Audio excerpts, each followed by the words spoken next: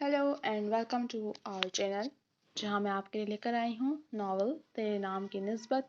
इसको तहरीर किया है हफ्शा कंवल ने। तो चले हम बढ़ते हैं नावल की एपिसोड 6 की जानिब।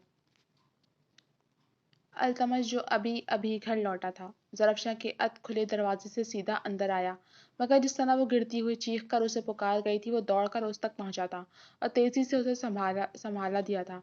गिरने से वो उसे बचा गया था, मगर उसे जो झटका लगा ज़रफ़शां के पूरे बदन में एक दर्द की तेज़ लहर दौड़ी थी। या अल्लाह!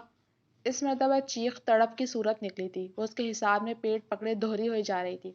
इतने में मुलाज़िमा भी वहीं दौड़ी दौड़ी आई और हाथ मारकर कमरे की लाइट जलाती थी। कहाँ थी तुम इन्हें यूं अकेला छोड़कर? वो बुरी तरह से धाड़ा तो मुलाजमा कपकपा कर रह गई। बस अभी खाना खाने। Just shut up! फौरन बीबी का तैयार किया गया बैग लेकर आओ। वो इस मरहले पर खुद भी खौफजदा सा हुआ था। सारे मनाजर एक करके नजरों के सामने आए जा रहे थे।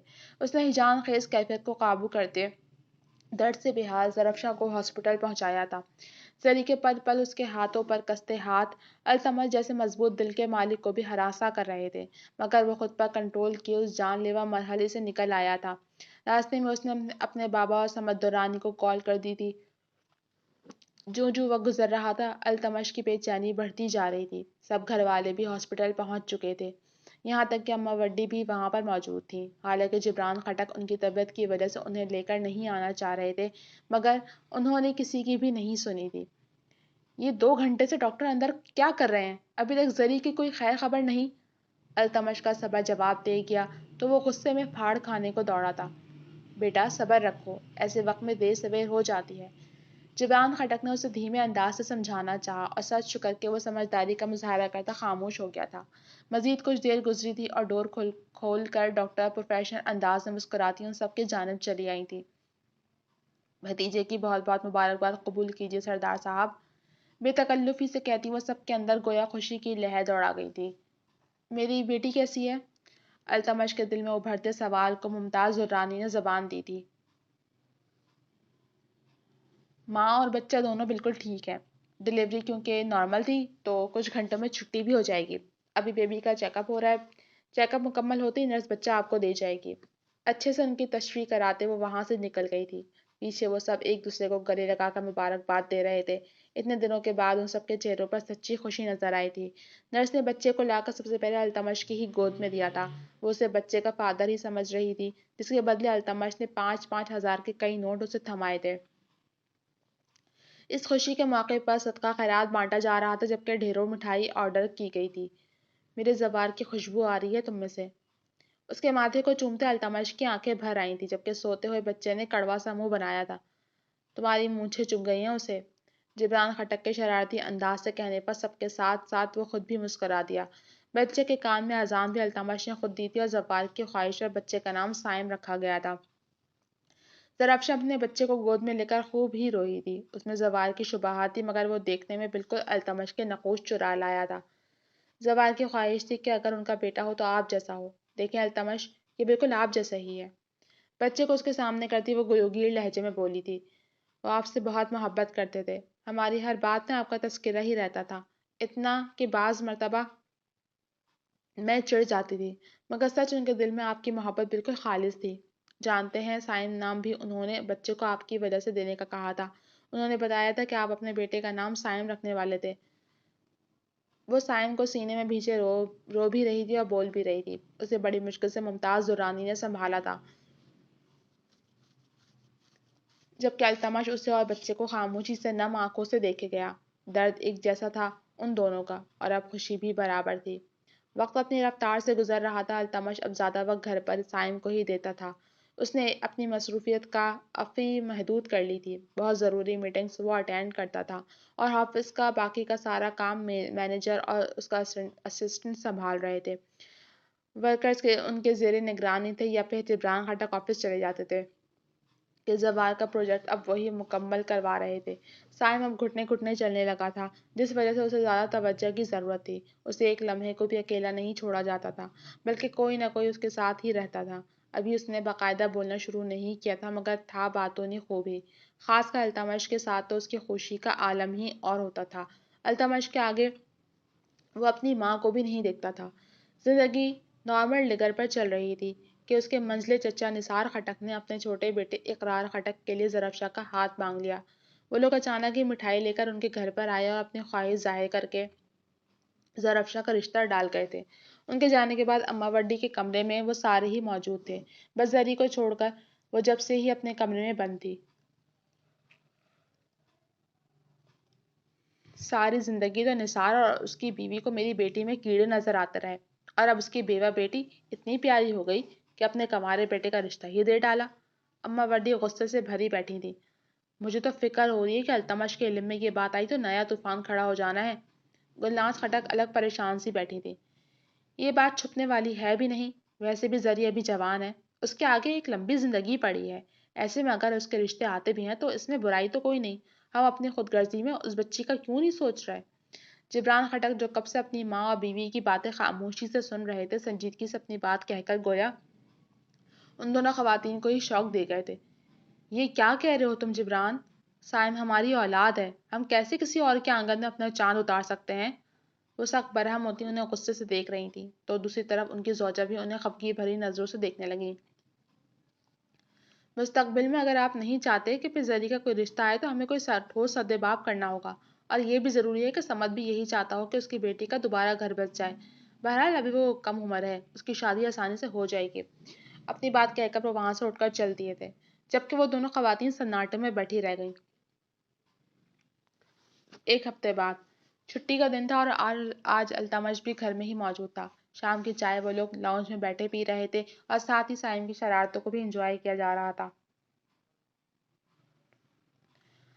کہ اس وقت نثار خٹک اپنی بیوی کے ساتھ وہاں چلے آئے۔ ان کی آمد کے مقصد سے لا علم التمش ان سے نارملی ملا، اور ایک مرتبہ پھر وہ سائم کے ساتھ مصروف ہو چکا تھا۔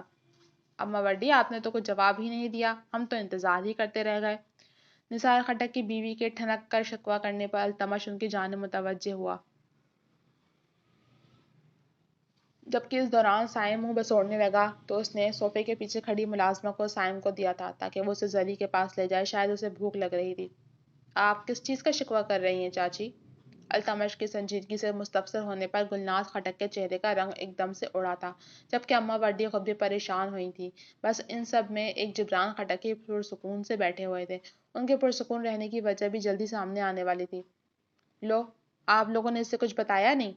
ان تینوں کو دیکھتے ہوئے وہ حیران ہوتی گویا برا بھی منا رہی تھی۔ دراصل ہم کچھ دن پہلے اقرار کا رشتہ زری کے لیے لے کر آئے تھے۔ انہوں نے بات شروع ہی کی تھی کہ التمش نے درستگی سے ان کی بات کاٹی تھی۔ آپ کی جرت بھی کیسے ہوئی حرکت کرنے کی؟ التمش سنتے ساتھ ہی ایک دم سے بھڑک اٹھا تو وہ دونوں میاں بیوی اس کے غصے سے گھبرا اٹھے تھے۔ وہ اگر اپنے ازلی جلال میں آ جاتا تو پھر خیر نہیں تھی، ویسے بھی وہ ایک سردار ہی نہیں پاورفل انسان بھی تھا۔ مگر بیگم نثار چڑھ کر ایک دم سے بول پڑی، تو کیا جوان بھاوچ کو ایسے ساری عمر گھر میں بٹھا کر رکھو گے؟ وہ چمک کر کچھ زیادہ ہی بول گئی تھی۔ ویسے ہی سارے خاندان میں باتیں بن رہی ہیں، اور اب تو تمہارا غصہ دیکھ کر وہ باتیں بھی درست ہی لگ رہی ہیں مجھے۔ وہ بولنے پر آئیں تو بولتی ہی گئی تھی۔ کیا بکواس کر رہی ہو چھوٹی بہو، سوچ سمجھ کر منہ سے بات نکالا کرو۔ اماں وڈی کا جلال اود آیا تو وہ کچھ دبکی تھی، جبکہ التمش انہیں خون آشام نظروں سے دیکھ رہا تھا۔ چاچو، اپنی بیوی کو حد میں رہنا سکھائیں، ورنہ یہ نہ ہو کہ آپ خاندان سمیت یہاں سے بے دخل کر دیے جائیں۔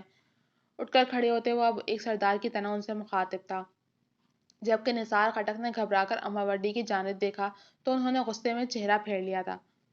چلو تم یہاں سے، منع بھی کیا تھا مگر تم اور تمہارا بیٹا باز نہیں آئے۔ نیچی آواز میں وہ ان پر برہم ہوتے ان کا ہاتھ پکڑے وہاں سے لے جانے لگے تھے کہ ٹھہرو نثار۔ جبران خٹک کی سرد آواز پر ان دونوں کے اٹھتے قدم رک گئے تھے۔ آج تم آئے ہو اور کل کوئی اور ہوگا، مگر میں نہیں چاہوں گا کہ کوئی بھی انسان میرے گھر کی ہونے والی بہو کا رشتہ لے کر چلا آئے۔ اسی لیے سن کر جاؤ اور سارے خاندان کو بھی بتا دینا کہ 2 دن بعد جمعے کے روز التمش اور ظرفشا کا نکاح ہے۔ جو دل سے دعا دے بس وہی اس نکاح میں شامل ہو۔ ان کے حتمی سنجیدہ انداز پر باقی سب کی بھی جرت نہیں تھی بیچ میں بولنے کی، یہاں تک کہ التمش بھی ان کے فیصلے کو خاموشی سے سن کر سر جھکا گیا تھا۔ بہرحال جبران خانزادہ درست کہہ رہے تھے، سائم ان کا خون تھا، اور آج نہیں تو کل سمد اور ممتاز دورانی اپنی بیٹی کی شادی کرنا چاہتے تو وہ لوگ انہیں روک نہیں سکتے تھے۔ ایسے میں جبران خٹک کا یہ فیصلہ بالکل درست لگا تھا۔ بالکل درست لگا تھا اسے، جبکہ دوسری طرف جب اس بات کی خبر زرفشاں کو پہنچی تو وہ ہتے سے اکھڑ گئی تھی۔ اس نے اپنے ممی ڈیڈی کو کال کر کے بلوایا تھا جو اس وقت اماں وڈی کے روم میں موجود تھے۔ انہیں بھی جبران صاحب کا یہ فیصلہ ایک دم درست لگا تھا، بلکہ وہ اس فیصلے پر خوش بھی تھے، مگر زرفشاں کے راضی نہ ہونے پر وہ لوگ بھی خاموش ہو گئے تھے۔ جبکہ زری، جس نے ابھی تک اس حویلی کو ہی اپنا سب کچھ مانا تھا، اس نے پل میں اس حویلی کو چھوڑنے کا فیصلہ لے لیا تھا۔ مختصر ضروری سامان پیک کر کے وہ اپنے گھر والوں کے ساتھ جانے کو بالکل تیار تھی۔ وہ اس وقت نہ کسی کی کچھ سن رہی تھی نہ سمجھ رہی تھی۔ ایسے میں بس ایک ہی شخص تھا جو اسے روک سکتا تھا، وہ جو اوپر اپنی اسٹڈی میں ضروری کام نمٹا رہا تھا۔ اماں وڈی کے کہنے پر ملازمہ دوڑی دوڑی اس کے پاس جا کر سارا ماجرا کہہ سنائی تو وہ پل میں وہاں سے نکلا تھا۔ اسے علم تھا کہ زری ضدی طبیعت کی مالک ہے، لیکن وہ بھی التمش خٹک تھا، جو چاہتا تھا وہ کر کے ہی دم لیتا تھا۔ آپ اس حویلی سے کہیں نہیں جا سکتی ہیں، مقابل کی باروب گمبھیر آواز نے اس کے تیزی سے بڑھتے قدم روکے تھے۔ اس کا دل سکڑ کر پھیلا تھا، مگر وہ پلٹی نہیں تھی۔ اس وقت بڑی حویلی کے بڑے سے ہال میں سبھی گھر والے موجود تھے۔ سبھی کے چہروں پر پریشانی چھلک رہی تھی۔ آپ اس گھر سے جائیں گی تو سائم آپ کے ساتھ ہرگز بھی نہیں جائے گا۔ مقابل کے الفاظ سے گویا اس کی ممتا تڑپی تو وہ خود بھی تڑپ کر پلٹی تھی۔ زینے کے وسط میں ایک کروفر سے کھڑا وہ شاندار مرد آنکھوں میں دہکتے شعلے لیے مقابل کو گویا بھسم کر دینا چاہتا تھا، جو سیاہ شیشوں والی شال کو اپنے گرد لپیٹے 8 ماہ کے گل گوتنے سے سوئے ہوئے بچے کو سینے سے لگائے ہوئے اس ظالم شخص کو غصہ اور نفرت کی ملی جلی کیفیت سے دیکھ رہی تھی۔ اس کی نظر میں وہ ظالم ہی تھا جو اسے زوار کی یادوں کا حق بھی چھین لینا چاہتا تھا۔ سائم میرا بیٹا اور میرے شوہر کی آخری نشانی ہے، اور جہاں میں جاؤں گی میرا بیٹا بھی میرے ساتھ ہی جائے گا۔ ہموار مگر جتاتے لہجے میں وہ مقابل کی سرد آنکھوں میں دیکھتی گویا اس پل بے خوف سی تھی۔ جبکہ وہ مزید چند قدم نیچے اترا، اس کی گھنی مونچھوں تلے ایسی مسکراہٹ چھلکی تھی کہ سامنے کھڑی وہ بہار سی لڑکی جو اس وقت خزاں کا لبادہ اوڑھے ہوئے تھی بری طرح تلملا کر رہ گئی تھی۔ وہ اپنے بھاری قدموں کی دھمک چھوڑتا اس کے مقابل ہوا تو وہ 2 قدم اس سے پیچھے ہوئی تھی۔ اس کا یوں پاس آنا اسے گھبراہٹ میں مبتلا کر گیا تھا۔ سلیٹی رنگ کے شلوار قمیض پر ہم رنگ لائننگ والا کوٹ پہنے وہ اس کے سامنے کسی ناقابل تسخیر پہاڑ کی مانند کھڑا تھا۔ اس کے دونوں ہاتھ پشت پر بندھے تھے اور آنکھیں اس دھان پانسی لڑکی پر مرکوز تھیں جو اس کے بھائی کی بیوہ ہی نہیں اس کی کزن بھی لگتی تھی۔ زرفشا نے الائچی رنگ کی کانچ کی مانند پتلیوں پر ایک نظر ڈال کر سورج سے نظریں پھیری تھیں۔ اس کی پراسرار سی آنکھوں میں دیکھنا آسان امر نہیں تھا۔ وہ مقابل کو یوں دکھتا تھا جیسے روح تک جھانک لینا چاہتا ہو۔ متضاد اس کے اسٹرانگ پرفیوم کی خوشبو اس کی سانسوں میں گھلتی اسے مزید ہراساں سا کر رہی تھی۔ وہ اس کی پاور کو اچھے سے جانتی تھی۔ وہ ایک سردار تھا، 20 گاؤں اس کے انڈر آتے تھے۔ اس کے علاوہ وہ سینٹ کا ممبر بھی تھا۔ اوپر سے اس کی شخصیت میں اتنا جاہ و جلال تھا کہ کوئی بھی اس کے مقابل آنے سے گھبراتا تھا۔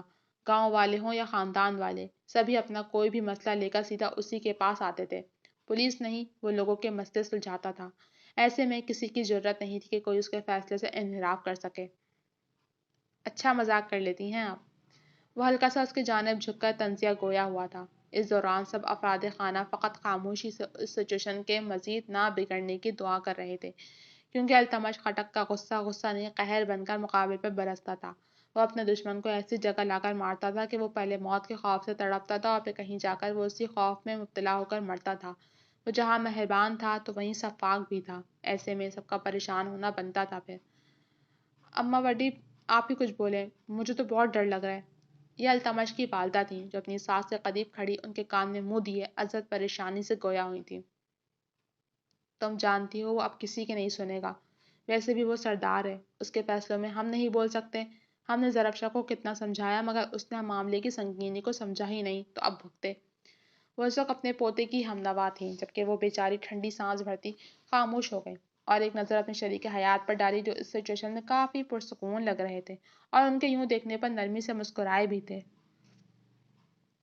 جیسے کہہ رہے ہوں فکر مت کرو سب اچھا ہوگا۔ کیا خاک اچھا ہوگا؟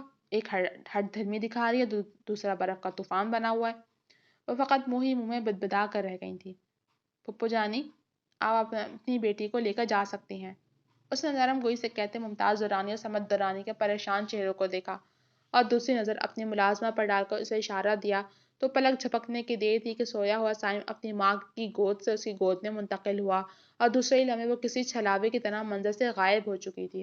جبکہ کچھ لمحے لگے زرفشا کو سمجھنے میں کہ اس کے ساتھ کیا ہوا ہے اور پھر وہ بری طرح تڑپ اٹھی تھی۔ سردار التمش خٹک، میرا بیٹا واپس کرو مجھے۔ سوکھے پتے کی مانند لرزتے وجود کے ساتھ وہ چند قدموں کا فاصلہ سمیٹتے اس کے مقابل آتی شیرنی بنی دھاڑی تھی۔ وہ ہمارا خون ہے۔ ہمارے گھر اور رشتوں کے ہوتے ہوئے میرے بھائی کی اولاد کسی اور کے گھر ہرگز بھی پرورش نہیں پائے گی۔ یہ تو آپ کو بڑوں کا فیصلہ ماننا ہوگا، ورنہ آپ یہاں سے خالی ہاتھ ہی جائیں گی۔ وہ گویا ہرگز بھی رحم کرنے والا نہیں تھا، یہ اس کے ہر انداز سے واضح تھا۔ ضرب بے دم سی وہیں اس کے قدموں میں بیٹھی تو وہ کئی قدم اس سے دور ہوا تھا۔ کاش آپ نہیں جاتے زوار، آپ کے جانے کے بعد میں تنہا رہ گئی اس ظالم دنیا میں۔